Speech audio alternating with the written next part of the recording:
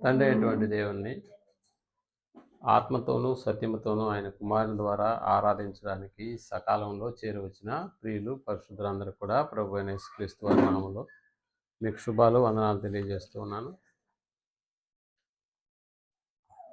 మన కలయిక ఎప్పుడు కూడా దేవుని యొక్క ఉన్నతమైనటువంటి మాటల యందు లక్ష్యం ఉంచడమే కాకుండా వాటిని గూర్చి ఆలోచన చేస్తూ మన జీవన విధానంలో వాటిని ప్రవర్తిస్తూ ముందుకు సాగిపోవడానికి ఎన్నో సంగతుల విషయమై మనం ఆలోచన చేస్తూ ఉన్నాం. అలాగే ఈ దినం కూడా కరుణా సంపన్నుని కృపను నిర్లక్ష్యపరిస్తే అనేటటువంటి విషయాన్ని కలిసి ఆలోచన చేయబోతున్నాం. కరుణా సంపన్నుడు అంటే ఎవరో మనకు తెలుసు. కరుణా సంపన్నుడైనటువంటి దేవుడు అన్న పదం మనకి తెలుసు. ఎందుకంటే ఆయన కరుణను చూపించేటటువంటి వాడు. ఇక కృప అనేటటువంటి విషయానికి మనం వస్తే అర్హత లేనటువంటి వారిని అందలం ఎక్కించడమే కృప అనేటటువంటి విషయం మనకు తెలుసు. ఈనాడు ప్రపంచ పరిస్థితులను మనం ఆలోచన చేస్తున్నప్పుడు ఎక్కడ యుద్ధాలు ఎప్పుడు ప్రారంభమవుతాయో తెలియదు. ప్రపంచ పరిస్థితులు చిన్నాభిన్నం అయిపోవడానికి కూడా ఏదో పెద్ద పెద్ద కారణాలు అవసరం లేకుండానే యుద్ధాలకు ప్రారంభపు వేదికగా కనిపిస్తూ ఉన్నాయి. అలాగే రాష్ట్రాల మధ్య ఉన్నటువంటి పరిస్థితులు కూడా చిన్నాభిన్నం అయిపోతున్నాయి. దేశాల మధ్య పరిస్థితులు బాగలేవు, రాష్ట్రాల మధ్య పరిస్థితులు బాగలేవు. ఎందుకనంటే ఎప్పుడు ఏం జరుగుతుందో తెలియనటువంటి స్థితిగతుల మధ్య మనం బ్రతుకుతూ ఉన్నాం. ప్రాంతీయ తత్వం, ఇంకా చెప్పాలంటే మతోన్మాదం, విర్రవీగుతున్నటువంటి దుష్టుల యొక్క పారంపర్య ఆచారాలు, క్రైస్తవుల మీద వేసేటటువంటి దురాచకాలు, చేస్తున్నటువంటి అరాచకాలు, వీటన్నిటినీ ఆలోచిస్తున్నటువంటి మనం అసలు ఎప్పుడు ఏం జరుగుతుందో తెలియనటువంటి పరిస్థితుల్లో బ్రతుకుతున్నటువంటి దినాలు ఇవి. ఇంత మాత్రమే కాకుండా మరొక వైపు రోగాల సమస్యలు. ఎందుకంటే అవి వెంటాడుతూ ఉన్నాయి. ఎప్పుడు కరోనా లాంటి ఆ యొక్క వైరస్లు ఎప్పుడు ఎక్కడ ఏ దేశాల్లో స్వైర విహారం చేస్తున్నాయో అర్థం కాదు. మేము ఆరోగ్యంగా ఉన్నాం అనేటటువంటి కుటుంబాలు ఈనాడు ఉన్నాయా అని అంటే లేదు. ప్రతి కుటుంబంలో కూడా దీర్ఘకాలిక వ్యాధులు కలిగినటువంటి వాళ్ళు ఉన్నారు, అనారోగ్య సమస్యలు కలిగినటువంటి వాళ్ళు కూడా ఉన్నారు. నిజంగా ప్రియమైనటువంటి వాళ్ళరా, ఇలాంటి సమస్యల మధ్య బ్రతుకుతున్నటువంటి మన బ్రతుకులలో చాలామంది ఆర్థిక సంబంధమైనటువంటి ఇబ్బందులు కావచ్చు, అనారోగ్య పరిస్థితులు కావచ్చు, వీటన్నిటి మధ్య కొట్టుమిట్టాడుతూ వస్తున్నటువంటి సమస్యల విలయం కావచ్చు, వీటన్నిటినీ దృష్టిలో ఉంచుకొని నిరీక్షణను కోల్పోయినటువంటి కుటుంబాలు కూడా ఉన్నాయి. ఇంతకీ ఏం చేశాడండి నా కుటుంబానికి దేవుడు, నా జీవితంలో ఆయన ఏం చేస్తున్నాడు అనేటటువంటి ఆ ధోరణ కూడా కనపరిచేటటువంటి వాళ్ళు ఉన్నారు. నిజానికి నన్ను దేవుడు వదిలేశాడు, నన్ను మాత్రమే కాదు నా కుటుంబాన్ని కూడా వదిలేశాడు, ఇక మిగిలింది నేను దేవుణ్ణి వదిలేయడమే అనేటటువంటి ఆ ధోరణికి వచ్చేస్తున్నటువంటి సంఘటనలు మనకి జ్ఞాపకం వస్తుంటాయి. బాధ అయితే ఉంటుంది, ఎందుకు బాధపడుతున్నామో కూడా తెలియనటువంటి పరిస్థితులు, ఏదో తెలియని ఆందోళన, తెలియని సమస్యల విలయాలు. నిజంగా అటు కుటుంబాల్లో ఇటు మానవ జీవితాల్లో ఆనందం అనేటటువంటిది ఆవిరైపోతూ ఉంది.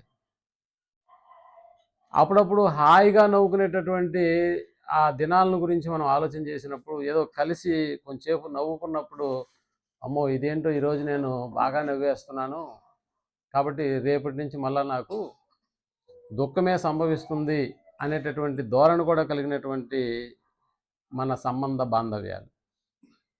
అంటే ఒకరోజు హాయిగా నవ్వుకుంటే ఇంతగా నవ్వుతున్నాను కాబట్టి రేపు నాకు దుఃఖం అనేటటువంటిది ఉంటుంది అనేటటువంటి పరిస్థితులు కూడా మనం అనుకుంటూ ఉంటాం.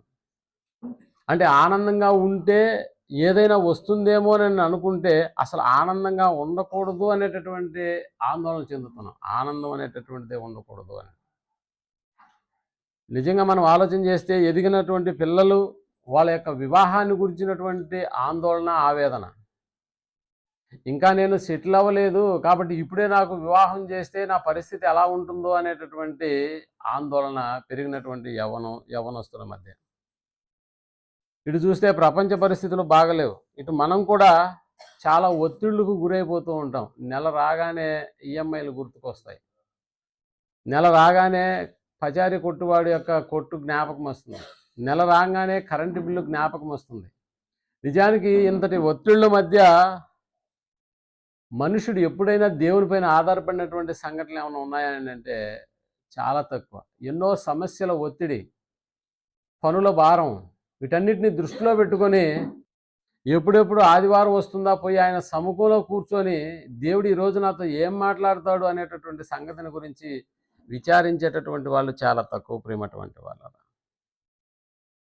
నిజంగా ఆదివారం కోసం ఎదురు చూసినటువంటి సందర్భాలు చాలా తక్కువనే చెప్పాలి. ఎందుకంటే ఆదివారం వస్తే ఎగ్గొట్టడానికే మనం ప్రయత్నం చేస్తాం. ఎందుకంటే సమస్యలు, ఇబ్బందులు, నాకున్నటువంటి సమస్యలు ఎవరికి వస్తాయిలే అన్నట్టుగా. ఇన్ని సమస్యలు, ఇన్ని ఒత్తిళ్ల మధ్య ఎప్పుడెప్పుడు ఆదివారం వస్తుందా తొందరగా వెళ్ళి ఆయన పాదాల మీద పడిపోయి ఆయన చెప్పేటటువంటి మాటలు విందాము ఈ రోజన్నా అనేటటువంటి ఆలోచన పూర్తిగా తగ్గిపోయింది ప్రేమటువంటి వాళ్ళ. నిజంగా మనల్ని బలపరచడానికి దేవుడు ఆయన సన్నిధిలోకి వచ్చినప్పుడు ఆయన ఎప్పుడు మనల్ని నిరుత్సాహపరచడం అన్న సంగతి మనకు బాగా తెలుసు. ఇన్ని ఒత్తిళ్ల మధ్య దేవుని సముఖంలోకి నువ్వు వచ్చి కూర్చున్నప్పుడు నిన్ను నిరుత్సాహపరిచేటటువంటి కార్యక్రమాన్ని దేవుడు కలిగి ఉన్నాడు. నిన్ను బలపరచడానికే దేవుడు ఎంతగానో తాపత్రయపడతాడు. నువ్వు బలం పొందడానికి ఆయన సముఖంలోకి రాలేవు. ఎందుకంటే ఒత్తిళ్ళు అలాంటి పరిస్థితులు మనకు ఎదురవుతూనే ఉంటాయి. వాటన్నిటిని దాటుకొని దేవుని సముఖంలోకి వచ్చి ఆయన చెప్పేటటువంటి మాటలు విని కొంచెం సంతృప్తి చెందుదాము. నిరుత్సాహంలో ఉన్నటువంటి మనకు ఉత్సాహాన్ని కలిగించేటటువంటి మాట ఆయన మన కొరకు చెప్పకపోడా అన్నట్లుగా ఏ రోజన్నా మనం దేవుని యొక్క మాటల గురించి ఆలోచన చేసి ఆయన మందిరానికి వచ్చి కూర్చుంటున్నామని అంటే లేదు ప్రియమైనటువంటి వాళ్ళ. మనం నిరుత్సాహపడుతున్నామంటే అర్థం ఏంటో తెలుసా? మనం అనుకున్నది జరగటం లేదు కాబట్టి బాధ అనేటటువంటిది మన యొక్క హృదయాల్లో నిండిపోయి ఉంటుంది. నువ్వు అనుకున్నది జరగట్లేదు, నువ్వు అనుకున్నది జరగట్లేదు. అందుకని నిరుత్సాహం, నిస్పృహ అనేటటువంటిది మన జీవితాలను ఏలుతూ ఉంటుంది. నిజానికి చెప్పండి, మనకి ఏం కావాలో మన తండ్రి అయినటువంటి దేవునికి తెలియదా? అంటే చాలా చక్కగా తెలుసు. నువ్వు అనుకున్నది జరగలేదు అని అంటే ఆయన చిత్తానికి మనం లోబడవలసిందే. కానీ ఆయన ఏం జరిగిస్తున్నాడో అన్న సంగతిని గురించి నువ్వు ఆలోచన చేస్తూ నేను అనుకున్నది జరిగించట్లేదు దేవుడు అని అనుకోవడం కంటే ఆయన నేను అనుకున్నది ఎందుకు జరిగించటం లేదు అన్న సంగతిని గురించి నువ్వు ఎప్పుడైనా ఆలోచన చేసావా? లేదు. నేను అనుకున్నది దేవుడు నాకు ఎందుకు అనుగ్రహించట్లేదు అని నిరుత్సాహపడిపోతావే కానీ ఎందుకు అనుగ్రహించలేదు, పోనీ అనుగ్రహించడానికి తగినటువంటి వనరులు దేవుని దగ్గర లేవా అని అంటే ఉన్నాయి.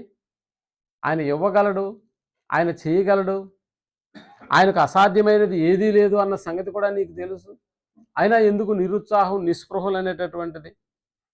అప్పుడప్పుడు పిల్లలు సండే స్కూల్కి పంపిస్తున్నప్పుడు ఎరా దేవుని గురించి ఈరోజు ఏం చెప్పారు మీకు అని అడిగి చూడండి. దేవుని గురించి ఎంత గొప్పగా ఆ పిల్లలు చెప్తారో మనకు తెలుసు. దేవుడు చాలా గొప్పవాడు అని అడిగి చూడండి. అంతకంటే ఎంత గొప్ప కార్యక్రమాలు దేవుడు చేశాడు అన్న సంగతి చిన్నపిల్లలు సైతం ఈనాడు మాట్లాడగలుగుతున్నారు అని అంటే నిజంగా దేవుడు చేసినటువంటి అద్భుతమైనటువంటి కార్యక్రమాలు, ఎర్ర సముద్రాన్ని పాయలు చేసినటువంటి ఘనత, ఆ గొప్పతనం ఆయన చేశాడని నమ్ముతున్నాం. ఎర్ర సముద్రాన్ని పాయలు చేశాడని నమ్ముతున్నాం. ఇశ్రాయేలీయుల జీవితాల్లో చొక్కా మాయలేదని నమ్ముతున్నాం. వాళ్ళు వేసుకున్న చెప్పులు అరగలేదని నమ్ముతున్నాం. నడిచినటువంటి ఆ కాళ్ళు వాయలేదని నమ్ముతున్నాం. ఇవన్నీ నమ్ముతున్నాం. కానీ మన విషయంకి వచ్చేసేటప్పటికి ఎందుకు అలాంటి అద్భుతాలు జరగట్లేదు అని మాత్రం నిరుత్సాహపడిపోతున్నాం, సందేహపడుతూ ఉన్నాం. వాళ్ళ విషయంలో దేవుడు జరిగించాడని మాత్రం నమ్ముతున్నాం. ఎర్ర సముద్రం పాయలయ్యింది, నమ్మాం. అగ్ని ఆరిపోలేదు, ఆ పొద కాలిపోలేదని ఆ అద్భుతాన్ని చూసినప్పుడు మోషే విషయంలో ఇది నిజమే అని నమ్ముతున్నాం. దేవుని యొక్క సర్వశక్తి ఎంత గొప్ప కార్యాలు చేసిందో అన్న సంగతిని మనం దైవ గ్రంథంలో ఎన్నో సార్లు మనం చదువుతున్నా కూడా వాటిని ఇది జరిగించలేదు దేవుడని నమ్మగలుగుతామా? ఇది ఆయన జరిగించలేదు, ఉత్తుత్తినే మనం ఆయన మీద నమ్మకం ఉంచడానికి ఇవి రాశాడు అన్న సంగతిని మనం అలా ఆలోచించగలుగుతామా? ఎరికో గోడలు ఎలా బద్దలైపోయి పడిపోయాయి అన్న సంగతి విన్నప్పుడు మా గుండెలు చెరువైపోయినాయని అక్కడ వేసి మాట్లాడినటువంటి మాటలు. ఎర్ర సముద్రం పాయలేనప్పుడు ఆరిన నేల మీద నడిచినటువంటి పాదాలయ్యా మీయి. మీ దేవుడు చాలా గొప్పవాడు అని ఇతరులు అన్యులు సైతం మాట్లాడినటువంటి పదాలు మనకి జ్ఞాపకం లేవా? ఎన్నో లోకంలో అద్భుతాలు జరిగించినటువంటి దేవుడు మన విషయానికి వచ్చేసేటప్పటికి ఎందుకు అద్భుతాలు మన జీవితంలో జరగట్లేదు? ఎందుకు మన జీవితంలో అద్భుతాలు జరగట్లేదని సందేహపడిపోతున్నాం ప్రియమైనటువంటి వాళ్ళు. మన విశ్వాసం నిజంగా అన్ని దేవుడు చేయగలుగుతాడు. అన్ని చేసినటువంటి దేవుడు మన జీవితాల్లో కలిగినటువంటి సమస్యలు, ఒకటి అనారోగ్యం కావచ్చు, 2 ఆర్థిక సంబంధమైనటువంటి పరిస్థితులు కావచ్చు, మరి ఇంట్లో తలెత్తుతున్నటువంటి ప్రతి సమస్యకు కూడా దేవుడు ఓ పరిష్కారాన్ని చూపిస్తాడు అని అంటే నిజంగా అపనమ్మకం ప్రియమైనటువంటి వాళ్ళు. అక్కడైతే జరిగించాడు కానీ నా జీవితంలో ఏదైనా జరిగిస్తాడా అని అంటే దాని విషయంలో మాత్రం మనం అపనమ్మకంగా మనం బయలుదేరుతూ ఉంటాం.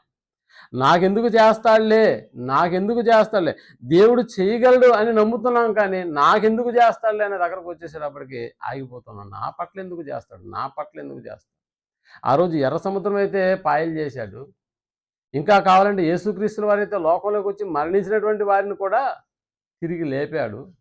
కానీ నాకు వచ్చేటటువంటి సమస్యల విషయంలో ఎందుకు దేవుడు స్పందించట్లేదు, ఎందుకు దేవుడు నా విషయంలో ఎందుకు వాటిని జరిగించట్లేదు అని ఏమైపోతున్నామంటే ప్రతిసారి నిరుత్సాహపడిపోతున్నాం ప్రియమైనటువంటి వాళ్ళు.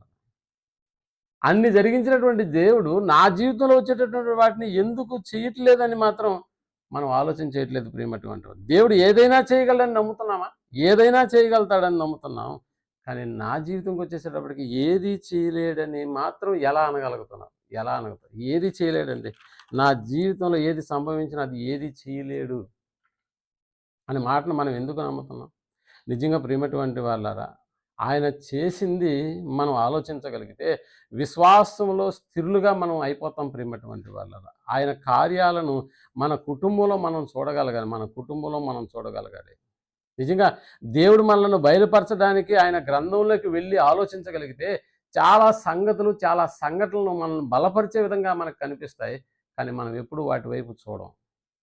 ఎప్పుడు దేవుడు ఎన్నో అద్భుతాలు చేసినటువంటి దేవుడు నా జీవితంలో ఎందుకు జరిగించడం అని మాత్రమే నిరుత్సాహపడిపోతూ ఉంటాం, అధైర్యపడిపోతూ ఉంటాం. కావాలంటే విశ్వాసం నుంచి తొలగిపోతాం, అస్థిరులుగా మారిపోతాం ప్రియమైనటువంటి వాళ్ళ. ఈనాడు ప్రపంచ పరిస్థితులు ఎలా ఉన్నాయో ఒకనాటి పరిస్థితులు కూడా సొదొమ గొమొర్రా పట్టణాల గురించి మనం ఆలోచన చేసినప్పుడు అదే అంతకంటే ఇంకా ఘోరంగా తయారైనటువంటి దినాలు. సొదొమ గొమొర్రా పరిస్థితులు అవి అగ్నిగంధకాల చేత కాల్చబడక మునుపున్నటువంటి పరిస్థితులు ఎంత ఘోరమైనవో మనకు తెలుసు. ఎంత ఘోరమైనటువంటి వాటి యొక్క స్థితి దేవుని సముఖంలోకి వెళ్ళిపోయిందన్నమాట. ఇక సొదొమ గొమొర్రాలలో ఉన్నటువంటి ప్రజలను నాశనం చేయడం ఒక్కటే ఇక ఆయన ముందున్నటువంటి కర్తవ్యం. అంటే ఇక వాటిని బాగుపరచాలనేటటువంటి ఆలోచన కూడా లేకుండా నిజంగా తండ్రి అయినటువంటి దేవుడు తీసుకున్నటువంటి ఆ నిర్ణయం సొదొమ గొమొర్రాల యొక్క పట్టణపు విధ్వంసక పరిస్థితులు జరగక ముందు జరిగినటువంటి సంఘటన గురించి మాట్లాడుతూ ఒకసారి ఆదికాండము 19వ అధ్యాయం 18వ వచనాన్ని మనం ఆలోచించగలిగితే సొదొమ గొమొర్రా పట్టణాలలో నివసిస్తున్నటువంటి నీతిమంతుడైన లోతును గురించినటువంటి మాట మనకు అక్కడ స్పష్టంగా తెలుస్తుంది. ఒకసారి మనం 19వ అధ్యాయము 18వ వచనాన్ని చదువుతున్నాము. ఇదిగో నీ కటాక్షము నీ దాసుని మీద వచ్చి ఉన్నది, నా ప్రాణము రక్షించుట వలన అదిగో నీవు నా ఎడల కనపరిచిన నీ కృప నీవు నా ఎడల కనపరిచిన నీ కృపను గణపరిచితివి.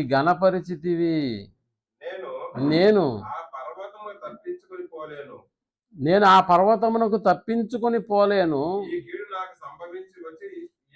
నాకు సంభవించి చచ్చిపోవుదునేమో చచ్చిపోవుదునేమో. ఇది ఎవరి గురించి మాట్లాడుతున్నాడు? లోతు అనేటటువంటి ఆయన దేవదూతలతో పలికినటువంటి మాటలు ప్రియమైనటువంటి వాళ్ళ. దేవదూతలు వచ్చారు, వారికి సాష్టాంగ నమస్కారం చేశాడు. అప్పటి వరకు సొదొమ గొమొర్రాలలో ఉన్నటువంటి పట్టణపు పరిస్థితుల దౌర్భాగ్యమైనటువంటి పరిస్థితి, దేవునికి వ్యతిరేకంగా జరిగిస్తున్నటువంటి అరాచకాలు ఎన్నో, దేవునికి విసిగెత్తిపోయి ఇక లాభం లేదు, ఈ పట్టణాలను నాశనం చేసేస్తే తప్ప నా ఉగ్రత చల్లారదు అనేటటువంటి విషయంలో తీసుకున్నటువంటి నిర్ణయాన్ని బట్టి ఆ పట్టణానికి ఇద్దరిని పంపించాడు దేవదూతలను. నిజంగా ఆ దేవదూతలను చూసినటువంటి ఆ లోతు వారిని చూసి వారిని ఎదుర్కొంటకు లేచి సాష్టాంగ నమస్కారం చేసిన ఆ ప్రభులారా, దయచేసి మీ దాసుని ఇంటికి వచ్చి, 2వ వచనంలో 19 మీ దాసుని దయచేసి మీ దాసుని ఇంటికి వచ్చి అదిగో రాత్రి వెళ్ళబుచ్చి కాళ్ళు కొడుకోండి, మీరు పెందల కడనే లేచి మీ త్రోవన వెళ్ళవచ్చును అని అన్నారంట. చూసారా? అంటే దేవదూతలు రాగానే మేము ఎందుకు ఈ పట్టణానికి వచ్చామో అన్న సంగతిని గురించి లోతుతో మాట్లాడలేదు. మీరు బాగా గమనిస్తే, మేము ఎందుకు వచ్చాము అని అంటే ఈ పట్టణాన్ని తగలబెట్టడానికి వచ్చామన్న సంగతి ప్రారంభంలో వాళ్ళు ఆయనకు ఎదురుపడినప్పుడు చెప్పలేదు. కానీ ఒక రాత్రి వేళ, అదే రాత్రి వేళ లే తొందరగా అంటున్నారు లోతును, లే తొందరగా అన్నారు, ఈ పట్టణంలో నుండి నువ్వు బయటికి వెళ్ళాలి, నువ్వు బయటికి వెళ్ళాలి, లేచి తొందరగా బయలుదేరు. ఇంకా చెప్పాలంటే నీతోటే ఉన్నటువంటి నీ కుటుంబ సభ్యులు, నీతోటే ఉన్నటువంటి వాళ్ళు ఎవరైనా ఉంటే దయచేసి వాళ్ళని కూడా తీసుకుని బయటకు వచ్చి అన్నారు.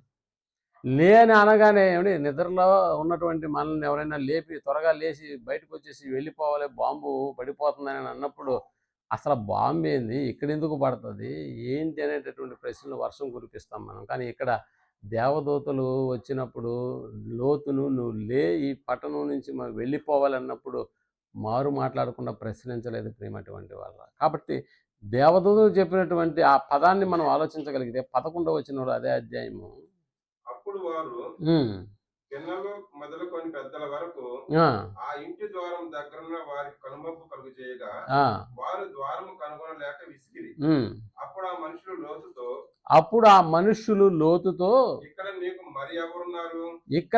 మరి ఎవరెవరున్నారు? నీ అల్లుని, నీ కుమారులను, నీ కుమార్తెలను, అదిగో ఈ ఊరిలో నీకు కలిగిన వారిని అందరినీ.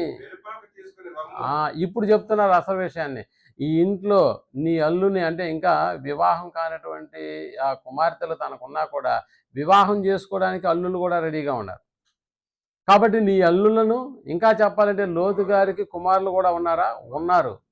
నీ కుమారులను, ఇంకా నీ కుమార్తెలను, నీకు కలిగినటువంటి వారందరినీ వెలుపలికి తీసుకుని రమ్ము, మేము ఈ చోటు నాశనము చేయడానికి వచ్చాము అన్న సంగతి అర్థమైపోయింది. అప్పుడు చెప్తున్నారు, మేమే ఈ పట్టణాన్ని నాశనం చేయడానికి వచ్చేసాము, కాబట్టి బయటికి వచ్చి మేము నాశనం వచ్చాము. నిజంగా అలా అన్నప్పుడు లోతు గారు ఏమన్నా ప్రశ్న జవాబుల కార్యక్రమం ఏమన్నా పెట్టాడా? లేదు. అప్పటికి అల్లుళ్ళు ఉన్నారు, కుమారులు కూడా ఉన్నారు. నిజంగా వారు లోతు మాటలను విన్నప్పుడు ఎంత డిస్కషన్లు, అక్కడ ఎగతాళి చేశారన్న పదం కూడా రాసినారు చూడండి. అదిగో అల్లుళ్ళ దృష్టికి ఏమైపోయిందంట? ఎగతాళి అయిపోయింది.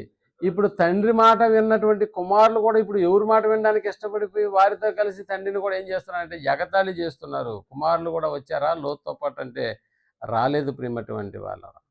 మేము ఈ పట్టణాన్ని నాశనం చేయడానికి వచ్చాము, నువ్వు దయచేసి నీకు సంబంధించినటువంటి వారందరినీ బయటకు తీసుకుని రా అన్నప్పుడు ఎంత విధేయతను కనపరిచాడో కదా దేవదూతల విషయంలో, వారు చెప్పినటువంటి మాటల విషయంలో. లోతు ఎంత విధేయతను కనపరచకపోతే నిజంగా వాళ్ళ వెంట పరిగెత్తడానికి ఇష్టపడ్డాడు, చెయ్యి పట్టుకుని లాక్కెళ్ళిపోయారు ప్రియమైనటువంటి వాళ్ళ. కానీ అల్లుళ్ళు కుమారులు మాత్రం బయలుదేరడానికి ఇష్టపడలేదు, పైగా ఆయన ఎగతాళి చేయడం ప్రారంభించారు. అలా బయటకు వచ్చిన తరువాత నీ కృపను బట్టి నేను కాపాడబడ్డాను అని చెప్తున్నటువంటి మాటలు. అందుకనే 18వ వచనాన్ని మనం ఆలోచించగలిగితే, ఇదిగో నీ కటాక్షము నీ దాసుని మీద వచ్చినది, నా ప్రాణము రక్షించుట వలన నీవు నా ఎడల కనపరిచిన నీ కృప అన్నాడు, చూసారా? అంటే అప్పటికి లోతు నీతిమంతుడా కాదా చెప్పండి? అంటే నీతిమంతుడైనటువంటి లోతు తన నీతిమంతత్వాన్ని బట్టి దేవుడు ఏమైనా కాపాడడానికి ఇష్టపడ్డా? నేను నీతిమంతుణ్ణి, నాకంటే నీతి దేవుని కృప కంటే గొప్పది అనేటటువంటి పదాన్ని వాడాడా? నా నీతి నన్ను కాపాడింది అని ఏమన్నా అన్నాడా? నా నీతే నన్ను కాపాడింది అన్నాడా? లేదు ప్రియమైనటువంటి వాళ్ళరా. నీతిమంతుణ్ణి కనుక నువ్వు నన్ను కాపాడావని ఏమన్నా దేవునితో అంటున్నాడా? నేను నీతిమంతుణ్ణి కాబట్టి నువ్వు నన్ను కాపాడావని అంటున్నాడా? లేదు. నీ నీతి నన్ను కాపాడింది అంటం లేదు ప్రియమైనటువంటి వాళ్ళరా. నా నీతి కంటే దేవుడైన నీ కృప చాలా గొప్పది అన్నాడు ప్రియమైనటువంటి వారు. దేవుని కృప అన్నింటికంటే గొప్పదా? దేవుని కృప అన్నింటికంటే గొప్పది ప్రియమైనటువంటి వాళ్ళరా. సొదొమ గొమొర్రాలతో పాటుగా లోతును కూడా చంపేసుంటే ఎవరైనా వెళ్ళి అడగగలుగుతారా దేవుని? అంత నీతిమంతుని కూడా నువ్వు సొదొమ గొమొర్రా ఆ పట్టణాలు అగ్నిగంధకాలతో కాల్చేసావయ్యా, ఇది నీకు న్యాయమా అని ఎవరైనా అడగగలుగుతారా? మనకు తెలుసు కదా, కరోనా టైంలో ఎంతమంది బోధకులు చనిపోలేదు చెప్పండి? ఎంతమంది బోధకులు చనిపోలేదు? ఎంతమంది సువార్థికులు చనిపోలేదు? ఎంతమంది పాస్టర్లు చనిపోలేదు కరోనా వచ్చినటువంటి సమయం? అంటే కరోనా టైంలో నిజంగా దేవుణ్ణి నమ్మినటువంటి వాళ్ళు కూడా చనిపోలేదా అంటే చనిపోయారు. చనిపోయినటువంటి వాళ్ళు ఉన్నారు కదా, ఉన్నారు. ఎవరు కాదనగలుగుతారు? దేవుడు ఈ కార్యక్రమం చేసినప్పుడు నువ్వు ఎందుకు ఇలా చేసావని ఎవరైనా అనగలుగుతారా దేవునితో? ఆయన భక్తిపరుడు కదండి, కరోనాను రప్పించి లేపేశావు అని ఎవరైనా దేవునితో ప్రశ్నించగలుగుతారా అంటే ప్రశ్నించలేరు ప్రియమైనటువంటి వాళ్ళరా. కానీ ఇక్కడ కృపను బట్టి లోతును కాపాడాడు అన్న సంగతి మనకు అర్థం. లోతే ఈ సంగతిని ఒప్పుకుంటూ ఉన్నాడు. కృప అనేటటువంటి ఈ పదం వెనకాల మనకు కనిపిస్తున్నటువంటిది యోగ్యత లేనటువంటి మనకు అత్యధికమైనటువంటి ఆయన సింహాసనాన్ని ఇవ్వడమే దేవుని కృప ప్రియమైనటువంటి వారు. అసలు అర్హత ఉందా మనకి? యోగ్యత కలిగినటువంటి వారమేనా? కాదు, యోగ్యత కలిగినటువంటి వారం కాదు. నిజంగా చెప్పాలంటే దేవుడు ఎక్కడ, మనం ఎక్కడ? మట్టి శరీరాల్లో బ్రతుకుతున్నటువంటి మన బ్రతుకు ఎక్కడ?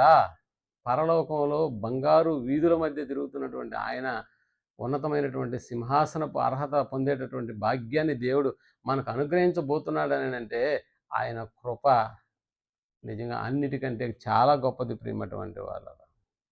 నిజంగా చెప్పాలంటే పోయిన ఆదివారం నుంచి ఈ ఆదివారం వరకు కాపాడింది మనం చేసే గొప్ప పనుల నిమిత్తం కాదు. ఒక్కసారి మనల్ని గురించి మనం ఆలోచించుకుంటే ఎప్పుడో చంపేసి ఉండాలి మనల్ని, ఎప్పుడో చంపేసి ఉండాలి. నిజంగా చెప్పాలంటే ఎప్పుడో చంపబడవలసినటువంటి వారమై ఉండవలసినటువంటి మన బ్రతుకులలో అటు కరోనా నుంచి కాపాడాడు, ప్రకృతి వైపరీత్యాల నుంచి కాపాడాడు, ఎన్నో వైరస్ల నుంచి తప్పించి మరలా ఈ రోజు తీసుకొచ్చి నేను ఇక్కడ కూర్చోబెట్టాడే. ఏ రోజన్నా ఆలోచన చేసావా? నేను చేసినటువంటి గొప్ప పనులను బట్టి దేవుడు నాకు అవకాశం ఇవ్వకపోతే ఎవడికిస్తాడు అన్న ప్రశ్నతో నువ్వు ఇక్కడ కూర్చోలేదు ప్రియమైనటువంటి వాళ్ళు. ఎంతోమంది ప్రాణాలు రాత్రికి రాత్రే నలిగిపోయినటువంటి సందర్భాలు కూడా, అటు యాక్సిడెంట్లు, ఇటు రోగాలు, ఇటు ఆర్థిక సంబంధమైనటువంటి పరిస్థితులు, ఎన్నో జీవితాన్ని కుదిపివేసేటటువంటి సమస్యల మధ్యలో నుంచి కూడా నిన్ను తీసుకొచ్చి ఇక్కడ కూర్చోబెట్టాడే. దీనికి కారణం ఏంటో తెలుసా?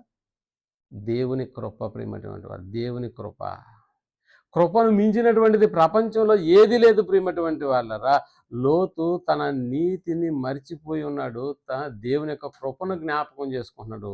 దేవుని యొక్క కృపను నిజంగా లోతును గురించి ఇక్కడ ఆయన జీవితంలో జరిగినటువంటి విషయాన్ని అయితే మనం ఇక్కడ 19వ అధ్యాయంలో మనం చూసాము. కానీ ఇదే విషయాన్ని గురించి పేతురు గారు పరిశుద్ధాత్మ ప్రేరణ వల్ల రాయబడినటువంటి మాటను చూడండి. 2వ పేతురు పత్రిక 2వ అధ్యాయము 6-7 వచనాలను మనం ఆలోచించగలిగితే, మరియు 2వ పేతురు పత్రిక 2వ అధ్యాయము 6వ వచనాన్ని మనం ఆలోచన చేస్తున్నాం. మరియు అదిగో సొదొమ గొమొర్రా పట్టణములను భస్మము చేసి, ఎంత భస్మం చేశాడు? అగ్నిగంధకాలతో పట్టణములను భస్మము చేసి ముందుకు భక్తిహీనులకు వారికి వాటిని దృష్టాంతరములుగా ఉంచుటకై వాటికి నాశనము విధించి దుర్మార్గుల కామ వికారయుక్తమైన నడవడి చేత అదిగో బహు బాధపడిన నీతిమంతుడగు లోతును తప్పించ, అంటే దేవుడే లోతును గురించి మాట్లాడుతూ నీతిమంతుడైన లోతును అన్న పదాన్ని వాడుతున్నాడు చూడండి. అంటే నా నీతి కాదయ్యా నన్ను కాపాడింది, నీ కృప అనేటటువంటి పదం. నీతిమంతుడైన లోతును తప్పించను ఆ నీతిమంతుడు వారి మధ్యన కాపురముండి తాను చూసిన వాటిని బట్టి వినిన వాటిని బట్టి వారి అక్రమమైన క్రియల విషయంలో దినదినము నీతి గల తన మనస్సును నొప్పించుకొనుచు వచ్చెను అన్న పదం.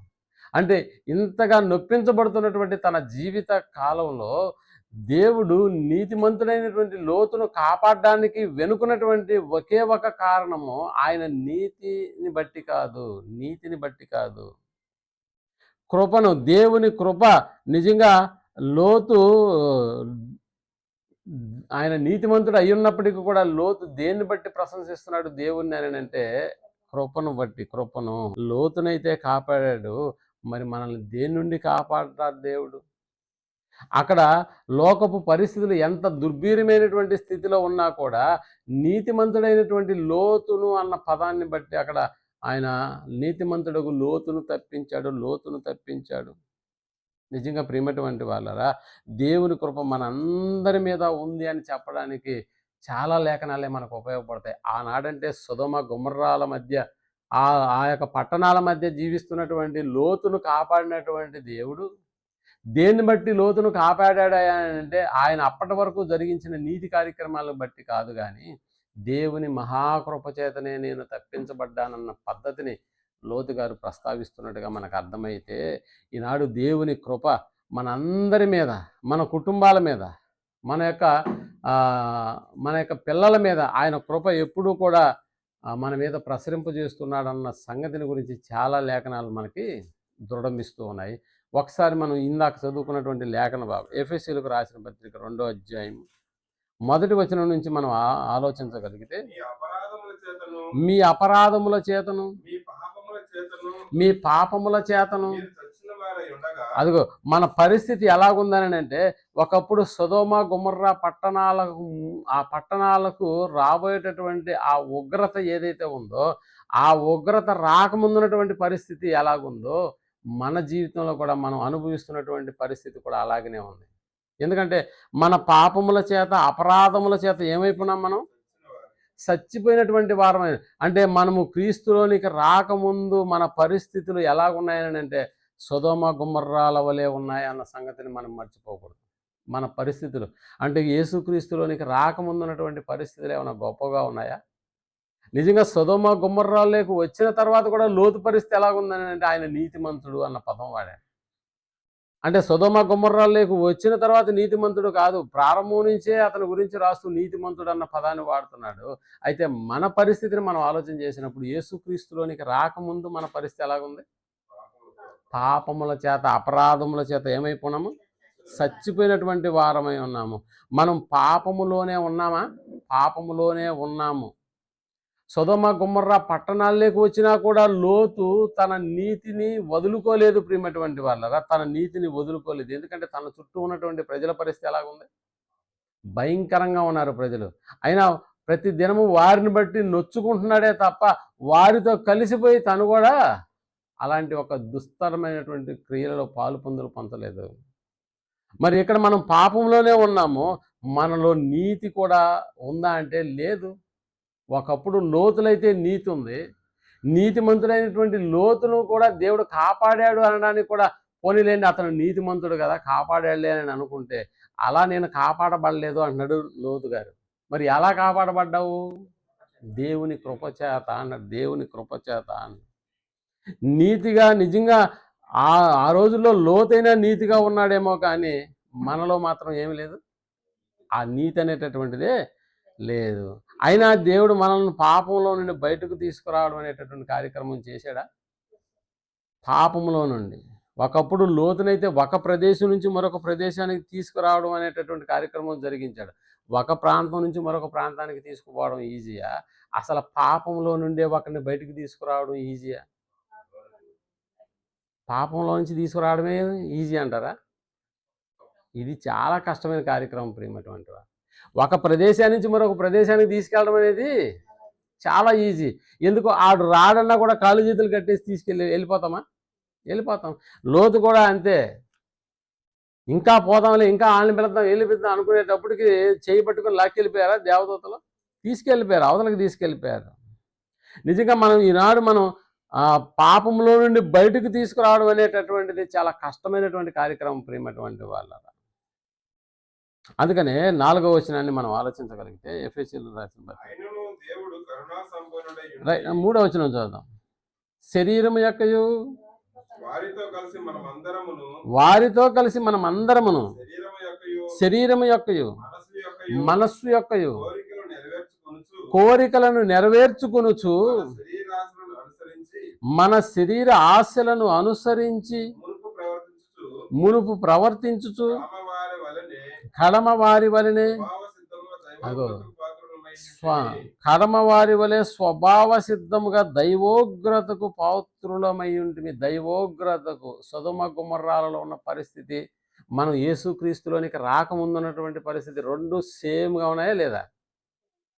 ఎందుకు అక్కడ కూడా దేవుని ఉగ్రత అనేటటువంటిది సొదొమ గొమొర్రాల మీద అగ్నిగంధకాల చేత కాల్చబడినటువంటి పరిస్థితి మనకు అర్థమైనా మనం యేసుక్రీస్తులోనికి రాకముందున్నటువంటి పరిస్థితి కూడా అలాంటిదే అని చెప్తున్నాడు. దైవోగ్రతకు మనము పాత్రులమై ఉంటుంది. దేవోగ్రతకు అంటే ఏ రోజైనా మనల్ని చంపేసేదానికి సిద్ధంగా ఉన్నామా? సిద్ధంగా ఉన్నామంటే ఆయన సిద్ధంగా ఉన్నాడు. ఎందుకంటే మన కార్యక్రమాలు మనం జరిగిస్తున్నటువంటి ప్రతి కార్యక్రమం వెనకాల ఈరోజు నువ్వు కళ్ళు మూసుకొని ఆలోచించి ఇంకా బ్రతికున్నావని అంటే అసలు మనకు అలాంటి అర్హత ఉందా? బ్రతికే అర్హత ఉందంటారా? లేదు ప్రియమైనటువంటి. దేవోగ్రతకు పాత్రులమై ఉంటుంది. దేవోగ్రతకు పాత్రులమై ఉంటుంది అంటే దేవోగ్రతకు పాత్రులమై ఉన్నప్పుడు సైతము ఇప్పుడు చెప్తున్నాడు ఆయనను అది దేవుడు కరుణా సంపన్నుడై ఉండి మనము మన అపరాధముల చేత సచ్చిన వారమై ఉన్నప్పుడు సహితము అదిగో మన ఎడల చూపిన తన మహాప్రేమ చేత అన్నాడు క్రీస్తుతో కూడా బ్రతికించెను అని చెబుతూ కృపచేత అన్నాడు. కృపచేత మీరు రక్షింపబడి ఉన్నారు. కృపచేత లోతు కంటే ఎక్కువ కృప మన మీద చూపాడా? లోతు కంటే తక్కువ కృప మన మీద చూపాడా? లోతు కంటే ఎక్కువ కృపను మన మీద చూపాడు. కారణం ఎలాగ చెప్పగలుగుతాం? లోతు మన విషయాలను మనం కంపేర్ చేసుకున్నప్పుడు లోతేమో నీతిమంతుడిగా ఉండి కృపను చూపించాడు.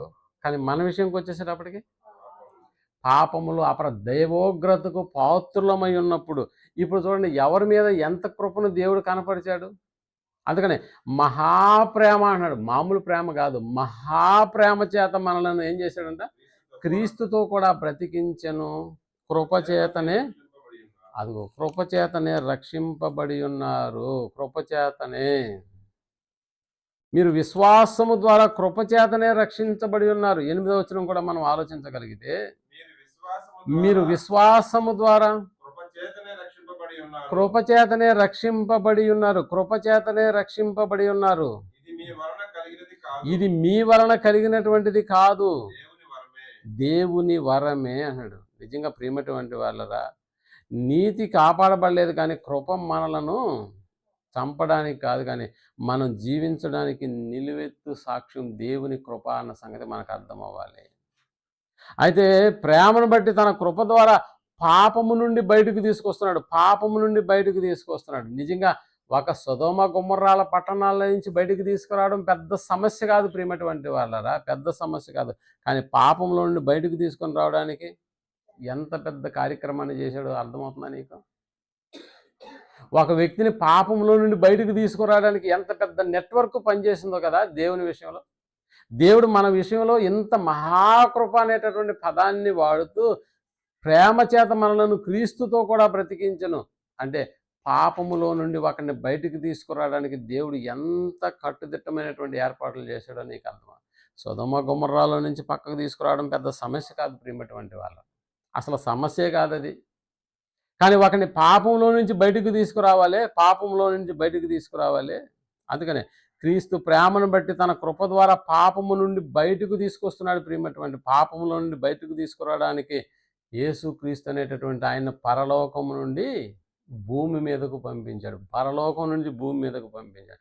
ఇప్పుడు లోతును సొదొమ గుమొర్రా పట్టణాల్లో నుంచి బయటకు తీసుకురావడానికి ఎవరిని పంపించాడు?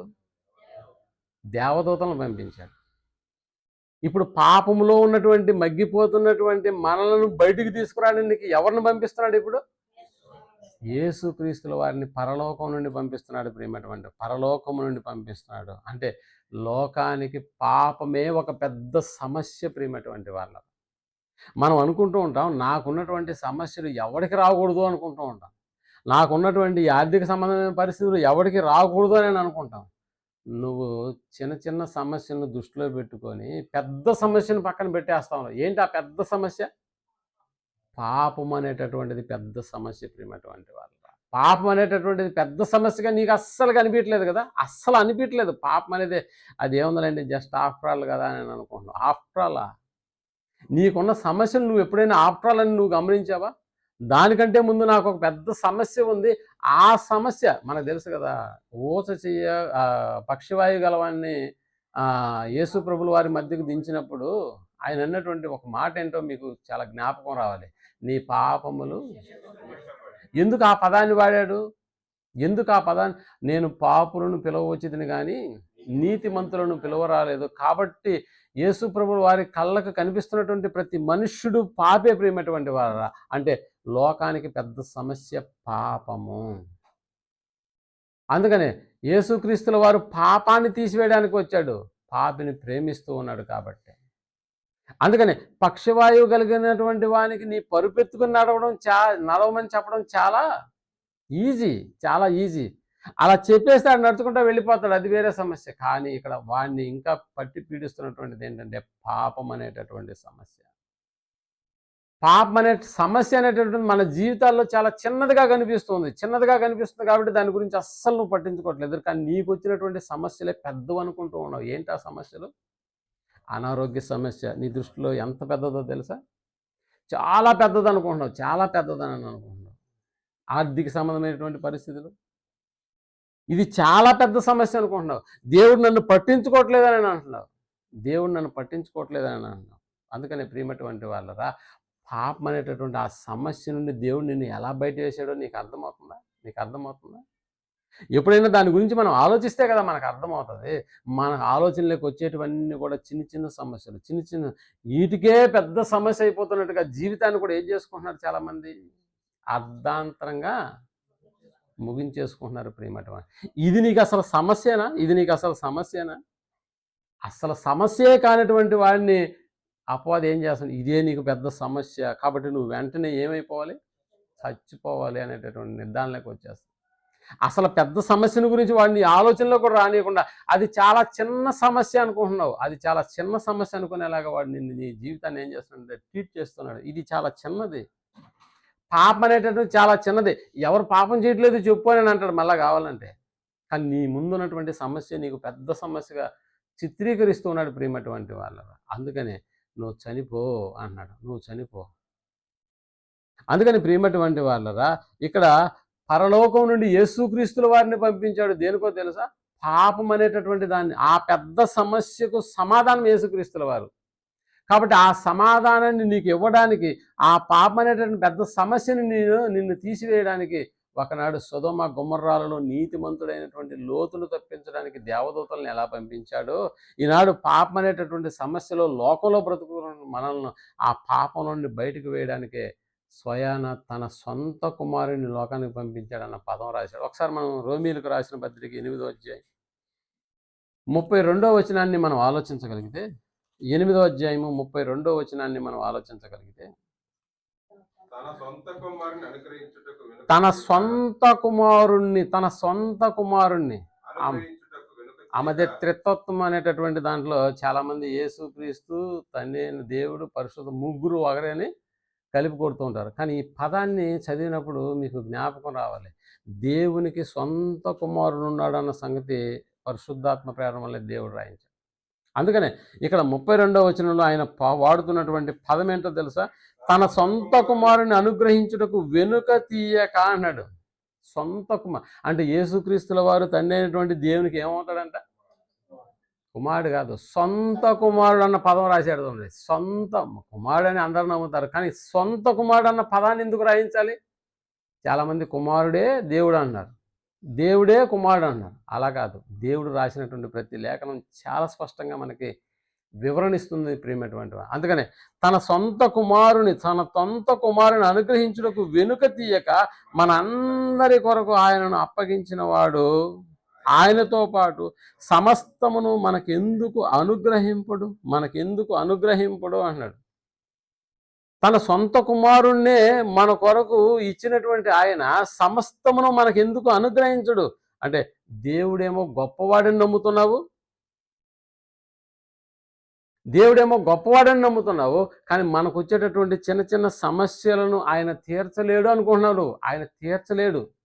నాకున్న సమస్య చాలా పెద్దదని ఏ సమస్యల గురించి మాట్లాడుకుంటున్నావు నువ్వు? ఆర్థిక సంబంధం గురించి మాట్లాడుతున్నావు. ఇంకా చెప్పాలంటే నాకున్న అనారోగ్యము అని మాట్లాడుకుంటున్నావు. ఇంకా చెప్పాలంటే ఇతరులతో నీకున్నటువంటి సమస్యల గురించే దేవుడు వీటిని తీర్చలేడు అని అనుకుంటున్నావు. చిన్న చిన్న సమస్యలే ఆయన అస్సలు తీర్చలేడు అని అనుకుంటున్నావు. నిజంగా అస్సలు తీర్చలేదా? ఈ చిన్న చిన్న సమస్యలు ఒకవేళ నీ జీవితాన్ని అతలాకుతలం చేస్తుంటే ఇప్పుడు దేవుడు ఈ చిన్న చిన్న సమస్యలను తీర్చడా? సమస్తాన్ని అనుగ్రహించినటువంటి దేవుడు ఎవరితో పాటుగా? ఆయన సొంత కుమారునితో పాటు సమస్తాన్ని అనుగ్రహించినటువంటి దేవుడు నీ దగ్గరకు వచ్చేసేటప్పుడు నీ చిన్న సమస్య నాకు సంబంధం లేదండి, వీటిని నేను తీర్చలేనని అంటాడా? అలా అనడు.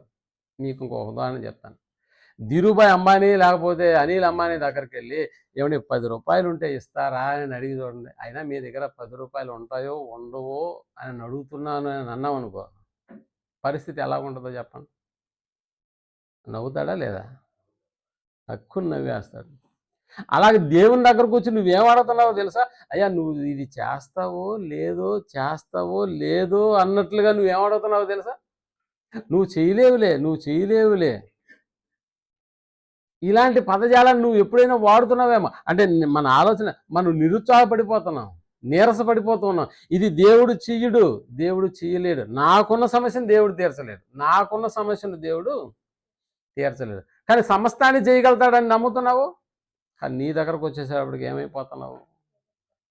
తీరస్తాడా లేదా అన్న సందేహంలోనే ఉండిపోతున్నావు ప్రియమైనటువంటి వారు. సమస్తాన్ని జరిగించుతున్న ఆయన ఏం జరిగించాడు సమస్తాన్ని అంటే, ఓ సూర్యుని నీ కోసం కలగజేయలేదా? ఓ చంద్రుడిని, అంతరిక్షాలను, వీటన్నిటినీ కలుగజేసినటువంటి దేవుని ముందు నీ సమస్య ఎంత చెప్పు? అసలు ఎంత పెద్ద సమస్య అది? ఎంత పెద్ద సమస్య అనుకున్నావు నీకున్న సమస్య? సూర్యుని కలుగజేయడం చేసినటువంటి దేవుడు నీ సమస్యకు సమాధానం చూపించలేడా? తన ధనాగారం నుంచి గాలిని రప్పిస్తున్నటువంటి దేవుడు నీకున్న సమస్యతో పోల్చుకుంటే, అమ్మ ఇదైనా నేను చేయగలుగుతాను కానీ నీ సమస్యను తీర్చలేను రా అని అన్నాడా? నీ సమస్య నేను తీర్చలేను అని ఏమన్నా అంటున్నాడా? ఇవన్నీ కూడా చిన్న చిన్న సమస్యలు ప్రియమైనటువంటి వాళ్ళ. అందుకనే ఆ చిన్న సమస్యలను నువ్వు దగ్గర పెట్టుకొని భూతద్దులాగా పెద్ద చూసుకొని ఏం చేస్తున్నావు అని అంటే, ఇక నాకు అవసరమే లేదు దేవుడు అని అన్నావు. నీకు అవసరమే లేదా దేవుడు? ఒక్కసారి ఆలోచన చేయి. నా సమస్యలకు దేవుడు దూరం అయిపోతున్నాడు, ఎన్నెన్ని తీరుస్తాడులేండి అన్నట్లుగా. ఇది తీర్చబడినా కూడా ఎన్నెన్ని తీర్చబడతాడు అనేటటువంటి విషయాన్ని కూడా నువ్వు దేవుని చాలా తక్కువ అంచనా వేస్తున్నావు ప్రియమైనటువంటి వారు. చాలా తక్కువ అంచనా వేస్తున్నావు. దేవుని సరిగా నమ్మకపోవడం వల్ల, దేవుని యందు సరిగా నువ్వు విశ్వాసం ఉంచకపోవడం వల్ల దేవుడు చాలా చిన్నవాడిగా కనిపిస్తున్నాడు. నీ సమస్య చాలా పెద్దదిగా కనిపిస్తుంది ప్రియమైనటువంటి వారు. అలా కాదు. మన జీవితాలను ఎప్పుడు కూడా నువ్వు ఆలోచించగలిగితే దేవుని ముందు ఇవన్నీ కూడా ఆఫ్టర్ ఆల్ అన్న సంగతి నువ్వు మర్చిపోకూడదు. నీతి గల లోతు దగ్గరకు దేవదూతలను పంపాడు కదా, మరి నీ దగ్గరికి ఎవరిని పంపాడో నీకు అర్థమవుతుందా? తన సొంత కుమారుని పంపాడే. దూతల కంటే యేసుక్రీస్తుల వారు గొప్పవాడా చిన్నవాడా? ఎంత గొప్పవాడు చెప్ప. ఎంత గొప్పవాడిని నీ దగ్గరకు పంపించినా కూడా నువ్వు సమస్యే అని అంటున్నావు. నీకున్నటువంటి ఆర్థిక సంబంధమైన సమస్య చాలా పెద్దదా? నీ బిడ్డలకు పెళ్ళిళ్ళు చేయడం పెద్ద సమస్య, నీ బిడ్డలకు పిల్లల్ని కలగజేయడం కూడా పెద్ద సమస్య. నీకు పెద్ద సమస్య కావచ్చు, కానీ దేవునికి మాత్రం అవన్నీ చాలా చిన్నవి ప్రియమైనటువంటి వాళ్ళరా. పోనీ దేవదూతలు వచ్చారండి లోతు దగ్గరికి. లోతు దగ్గరకు వచ్చారు. సాయంత్రం పూట వచ్చారు. సరే సాష్టాంగ నమస్కారం చేశాడు. ఈ రాత్రి ఉండండి అన్నాడు. సరే ఉండమనేటప్పటికి రాత్రికి రాత్రే నువ్వు లేయి లోతు వెళ్ళిపోవాలి తొందరగా అన్నారు. నేరుగా తీసుకెళ్ళి ఆయన లేట్ చేస్తున్న కొంది లాక్కొని వచ్చేసినారా అక్కడి నుంచి. బయటికి వెళ్ళిపోతున్నారు. తీసుకెళ్ళి వెళ్ళిపోతూ ఉన్నారు. పోనీ ఎంతసేపు ఉన్నారు దేవదూతలు లోతుతో పాటుగా ఎంతసేపు ఉన్నారు చెప్పండి ఆ రాత్రి? ఎండబడే వరకు ఉంటారా? అంతేనా? అంటే పొద్దు ఊగేటప్పుడు వచ్చారు. పొద్దు పొడిచేటప్పటికి వాళ్ళు ఉన్నారా? లేరు. అంటే ఓ కొద్ది టైమే దేవదూతలు ఎవరితో గడిపినట్టుగా ఉంది ఇక్కడ? లోతు గారితో. కానీ తన సొంత కుమారుని పంపిస్తున్నాడే, పాపం అనేటటువంటి దాంట్లోంచి నిన్ను బయట వేయడానికి తన సొంత కుమారుని పంపిస్తున్నాడు. రాత్రికి వచ్చి తెల్లారే వెళ్ళిపోయాడా ఈయన? రాత్రికి వచ్చి తెల్లారే వెళ్ళిపోయాడా? కాదు ప్రియమైనటువంటి వాళ్ళరా. 33.5 సంవత్సరాలు మనతో ఉండలేదా? నువ్వు తిన్నట్టే తిన్నాడు, నువ్వు తాగినట్టే తాగాడు. మనలాంటి శరీర స్వభావం కలిగినటువంటి వాడుగానే ఉన్నాడు. దేవదూతల స్వభావాన్ని కలిగి లేదు. అబ్రహాం సంతాన స్వభావాన్ని కలిగినటువంటి వాడుగా ఉన్నాడు ప్రియమైనటువంటి వాళ్ళరా. ఆయన ఇక్కడికి వచ్చి తన ప్రాణాన్ని చిందించడంలో ఏమాత్రం వెనుకాడక అనేకులను రక్షణలోకి తీసుకొచ్చి నిత్య జీవంలోకి తీసుకెళ్ళినటువంటి సంఘటన నువ్వు మర్చిపోతున్నావు. అసలు నువ్వు అనుకుంటున్నావు ఇది చాలా పెద్ద సమస్య అనుకుంటున్నావు. నీ వరకే పెద్ద సమస్య అయితే నీకన్నా నీకున్నటువంటి పెద్ద సమస్యనే దేవుడు ఎలా తీర్చాడో తెలుసా? తన కుమారుని పంపించి, తన సొంత కుమారుని పంపించి అస్సలుగా ఉన్నటువంటి సమస్యను తీసేసినాడు. ఇప్పుడు నీ ముందు నీకున్నటువంటి సమస్యలు ఎంత చెప్పండి? అది ఆఫ్టర్ ఆల్ కాదా? నువ్వు ఏ విషయంలో అయితే నిరుత్సాహపడుతున్నావో, ఏ విషయంలో అయితే నన్ను దేవుడు వదిలేసాడు అని అనుకుంటున్నావో, ఆ విషయాల కన్నా మించినటువంటి సమస్యనే దేవుడు నీకంటే ముందుగా తీసేశాడు ప్రియమైనటువంటి వారు. ఒకవేళ విశ్వాసాన్ని కోల్పోతే, ఏ పాపాన్ని అయితే విడిచిపెట్టి ఈ మార్గంలోకి వచ్చావో, నువ్వు ఎప్పుడైతే విశ్వాసాన్ని కోల్పోతావో మళ్ళా అదే పాపంలోకి మళ్ళా నువ్వు వెళ్ళిపోతావు ప్రియమైనటువంటి వారు. విశ్వాసాన్ని కోల్పోయిన వెంటనే మళ్ళా లోకం నిన్ను ఏం చేస్తుందంటే ఆహ్వానిస్తుంది ప్రియమైనటువంటి వాళ్ళ. మళ్ళా లోకంలోకి వెళ్ళి ఏం చేస్తున్నావు అని అంటే పాపము జరిగిస్తూ మళ్ళా దేవోగ్రతకు పాత్రులుగా ఉండవు. యూదా రాసిన పత్రిక 4వ వచనాన్ని మనం ఆలోచించగలిగితే, యూదా పత్రిక 4వ వచనాన్ని మనం ఆలోచించగలిగితే ఇదే సొదొమ గుమ్మర్రా పట్టణాలను గురించి అక్కడ చెబుతూ, ఏలయనగా కొందరు రహస్యముగా జొరబడి ఉన్నారు, వారు భక్తిహీనులై మన దేవుని కృపను కామాతురత్వమునకు దేవుని కృపను దుర్వినియోగపరుస్తున్నారా? దేవుని కృపను కామాతురత్వమునకు దుర్వినియోగపరుచుతూ మన అద్వితీయ నాథుడును ప్రభువునైన యేసు క్రీస్తుని ఏం చేస్తున్నారంట? విసర్జించుచున్నారు. యేసు క్రీస్తునే ఒకడు విసర్జిస్తున్నాడంటే ఇప్పుడు యేసు క్రీస్తు ద్వారా నువ్వు పొందినటువంటి కృప విషయంలో ఏం చేస్తున్నావు? నాకు కృప వద్దు, ఆ కృపను అనుగ్రహించినటువంటి దేవుడు వద్దు, ఆ కృపను జరిగించడానికి వచ్చిన యేసుక్రీస్తే నాకు వద్దు అని అంటున్నావు ప్రియమైనటువంటి వాళ్ళ. ఇప్పుడు అర్థమవుతున్నా? కరుణా సంపన్నుని యొక్క కృపను నిజంగా నువ్వు నిర్లక్ష్యం చేస్తే ఎంత భారీ మూల్యం చెల్లించుకోవాల్సిన వస్తుందో అర్థమవుతుందా? కృపను నువ్వు దుర్యోగం చేస్తున్నావేమో ఒక్కసారి ఆలోచన చేయి. ఆదివారం నీది అనేటటువంటి పదం ఎప్పుడైనా వాడుకున్నావా? ఆదివారం అనగానే ఇది నాది అనుకోబాకు. ఆదివారం అనగానే ఇది దేవునిది అన్న ఆలోచన ఎప్పుడన్నా వచ్చిందా నీకు? ఆదివారం అనగానే ఇది నాది కాదండి, ఇది దేవునిది. దేవుడు ఆదివారాన్ని నీకు ఇచ్చాడు. నువ్వు తనకిష్టం వచ్చినట్టుగా ఆ దినాన్ని జీవించడానికి అసలు చెప్పాలని అంటే దేవునితో గడపడం అనేటటువంటిది ఆదివారం అంతా గడపవలసినటువంటి వారమే. అయినా కూడా ఒక 2 గంటలు వచ్చి కూర్చునే దానికి కూడా మనం ఏమైపోతున్నాం? చాలా ఇబ్బంది పడిపోతున్నాం ప్రియమైనటువంటి వాళ్ళు. నువ్వు ఇంట్లో ఎంత పని చేసినా అది నీ పని, బాగా గుర్తుపెట్టుకో. నువ్వు ఇంట్లో ఎంత పని చేసినా అది నీ పనే, కానీ ఇక్కడికి వచ్చి ఎంత చిన్న పని చేసినా అది దేవుని పని, బాగా గుర్తుపెట్టుకో. నువ్వు ఇంట్లో ఎంత పెద్ద పనైనా చేసుకో, బట్టలు ఉతుక్కుంటావో లేకపోతే ఇంకా పెద్ద పెద్ద వంటకాలు చేస్తావో, ఇవన్నీ అనవసరం. ఇవన్నీ ఇంట్లో ఉండి ఎంత పెద్ద పనులైనా చేయి, అది నీ పని. కానీ ఇక్కడికి వచ్చి చేసే చాలా చిన్న పని కూడా దేవునికి చాలా పెద్ద పని ప్రియమైనటువంటి వాళ్ళ. దేవుని సముఖంలో, దేవుని మందిరంలో నువ్వు చేసే ప్రతి పని వెనకాల దేవుని కృప నిన్ను వెంటాడుతూ ఉండదు నీ కృప. నిజంగా బైబిల్ పట్టుకొని మందిరానికి వస్తున్నప్పుడు దేవుడు చూసి ఎంత చక్కగా ఆనందపడతాడో తెలుసా నీకు? సెల్ ఫోన్ పట్టుకొని రావడం కాదు దేవుని మందిరానికి, బైబిల్ గ్రంథాన్ని చేత పట్టుకొని. అప్పుడప్పుడు మీరు చూడండి, స్కూలుకు పంపించేటటువంటి మీ పిల్లల యొక్క స్కూల్ యూనిఫామ్ వేసి, వాడికి సాక్స్లు వేసి, వాడికి షూ వేసి, వాడి వెనకాల క్యారేజీ కట్టినటువంటి బ్యాగు వాడి చేతికి ఇచ్చి, వాడు చదవాల్సినటువంటి చదువుల పుస్తకాలు వాడి బ్యాగులో వెనకాల తగిలించుకొని వాడు వెళ్తుంటే, రే ఆగరా ఒక్కసారి నీ ఫోటో తీసుకుంటానని. ఆగతావా లేదా? ఒక్కసారి నిన్ను అలా చూసుకోవాలి ఉండరా అని చెప్పి ఆ ఫోటో తీసి నలుగురికి పంచి పెడతావు. చూసారు నా కుమారుడు ఎంత చక్కగా రెడీ అయ్యి వెళ్ళిపోతాడు. ఎక్కడికి ఆడు వెళ్ళేది? లోక సంబంధమైన విద్యను నేర్చుకోవడానికే రెడీ చేసి పంపుతున్న నీకే ఇంత ఆనందం వేస్తే, ఆత్మ సంబంధమైనటువంటి విద్యను నేర్చుకోవడానికి ఈరోజు దేవుడు నాతో ఏం మాట్లాడుతాడు అన్న సంగతిని గురించి నేను తెలుసుకోవాలని ముందుగా బయలుదేరుతున్నటువంటి నీ చేతిలో ఉన్న బైబిల్ను చూసి, నిన్ను చూసి, నువ్వు రాత్రంతా సిద్ధపడినటువంటి ఆ యొక్క కాలయాపనను చూసి దేవుడు ఎంత ఆనందపడతాడో ఒక్కసారి ఆలోచించి. అయినా నెగ్లెక్ట్ చేస్తూ ఉన్నాం ప్రియమైనటువంటి వాళ్ళ. నిజంగా మన జీవితాల్లో దేవుని యొక్క కృప ఎంత గొప్పగా పనిచేస్తున్నారని అంటే మనకు తెలుసు. పాపం నుండి బయటకు తీసుకురావడమే కాదు ప్రియమైనటువంటి వాళ్ళరా, ఈసారి దేవుడు చేసేటటువంటి ఒక అద్భుతమైనటువంటి కార్యక్రమం ఏందో తెలుసా? ఈసారి మన చెయ్యి పట్టుకుని పరలోకానికి తీసుకెళ్లేటటువంటి గొప్ప ఆధిక్యతను మనం కలిగి ఉన్నాం ప్రియమైనటువంటి వారు. అందుకనే నా తండ్రి ఇంట అనేక నివాసాలు ఉన్నాయి. దూతలు వచ్చి ఒక ప్రాంతం నుంచి మరొక ప్రాంతానికి చెయ్యి పట్టుకుని లాక్కెళ్ళారు. అక్కడ వదిలేశారా? మళ్ళా తీసుకొని సుధమ పట్టణంలో పెట్టేసినారా? అక్కడ వదిలేసి వాళ్ళు వెళ్ళిపోయినారు. కానీ యేసుక్రీస్తుల వారు అలా చేయడానికి నేను ఒప్పుకోను అన్నాడు. నేను మరలా వచ్చి నేనేం చేస్తాను? ఈసారి మీ చేతులు పట్టుకొని నేను నా తండ్రి అంటే అనేక నివాసాలు ఉన్నాయి, వాటిని లేకపోతే నేను మీతో చెప్పుదును అనేటటువంటి పదాన్ని, మీకు స్థలము సిద్ధపరచడానికి నేను వెళుతున్నాను అని అన్నాడు. చూసారా? ఈసారి మన చెయ్యి పట్టుకొని వెళ్ళి పరలోకానికి తీసుకెళ్ళి తన సింహాసనం మీద కూర్చోబెట్టుకోవాలనేటటువంటి ఆలోచన కలిగినటువంటి వాడుగా మన కన్న తండ్రి మన పట్ల చూపిస్తున్నటువంటి ఈ కృప ప్రేమటువంటి వాళ్ళ, నువ్వు చేసినటువంటి క్రియల వల్ల కలిగింది కాదు ఇది, ఆయన దేవుని మహాప్రేమ చేత. అందుకని ఈ కృపను నువ్వు ఎప్పుడైనా దుర్వినియోగం పరుచుకుంటావేమో జాగ్రత్త, నిర్లక్ష్యం వహిస్తావేమో జాగ్రత్త. ఇంత గొప్ప కృపను మనం పొందినటువంటి మన జీవితాల్లో దేవుని పట్ల ఎంత నమ్మకంగా బ్రతకాలి.